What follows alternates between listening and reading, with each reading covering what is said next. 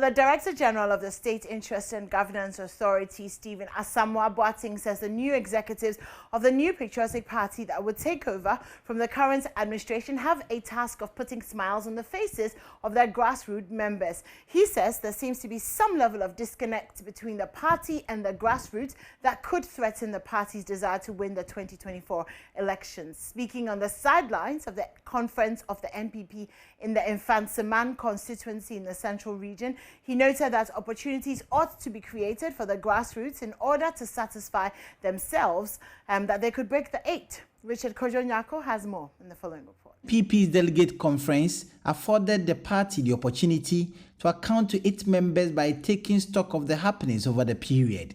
There were opportunities for members to ask questions for the executives to provide answers. Many of the questions centered around jobs and the break in communication between the party and the grassroots.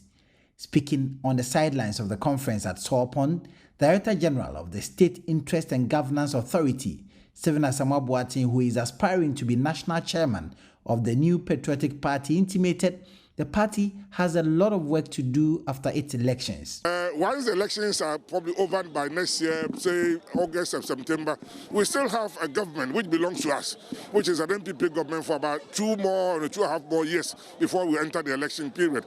Meaning that whoever becomes the chairman or the secretary or the organizer or the women organizer, whatever, must engage the government very quickly and find out what do we do to bridge that gap, both communication as well as both opportunities. Once you do that, then they are encouraged that yes, they can have the stomach to go and win the election. So there's a 2-year window that we need to engage the grassroots.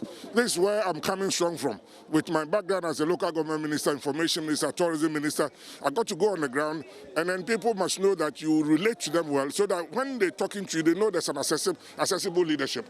Then whenever they see you moving, they come with you. And then, of course, the opportunity that you give to them, even if they haven't got it, they know it exists. And once we can break the 8, then they know the opportunity is still more available.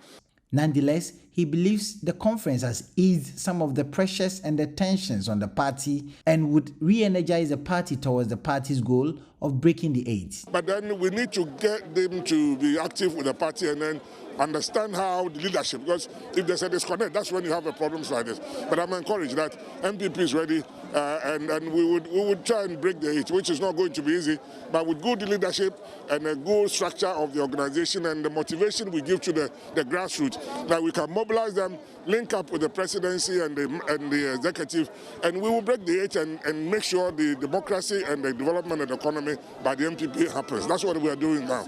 MP from Fansaman, Ophelia Mensah, charged the party supporters to remain strong and steadfast, assuring them that the party would meet them at the point of their needs. Reporting for Joy News, Richard Kojonyako, Sawpon.